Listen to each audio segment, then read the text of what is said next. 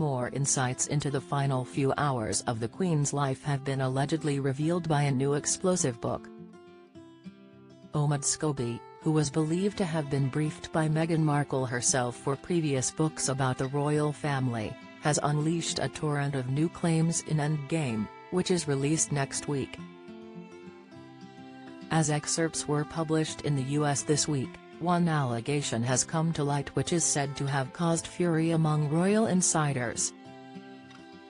Scobie claims Prince Harry was completely by himself and remained in the dark about his grand's declining health in the hours before she passed away.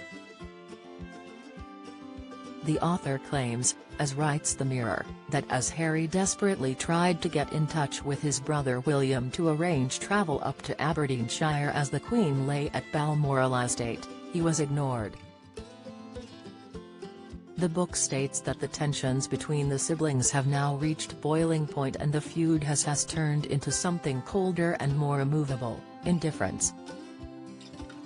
In Harry's memoir Spare, he revealed he travelled alone to Balmoral on September 8 but he was too late to see her alive. Now, according to the fresh allegations, it's claimed that reports which surfaced at the time, claiming that Charles had called Harry and told him to get to Scotland are false.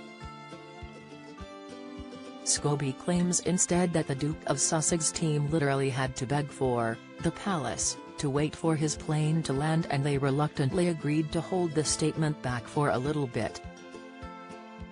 The excerpt published in the US media this week also reports that Harry had to get a separate flight to Scotland because he'd been unable to get a hold of any of his relatives.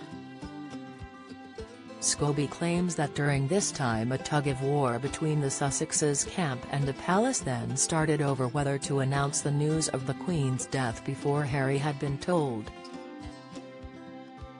Join the Daily Record's WhatsApp community here and get the latest news sent straight to your messages. The palace claimed Charles tried to call Harry. Sources later told me there was never any proof of this, and that there was no more time left to delay, the book states.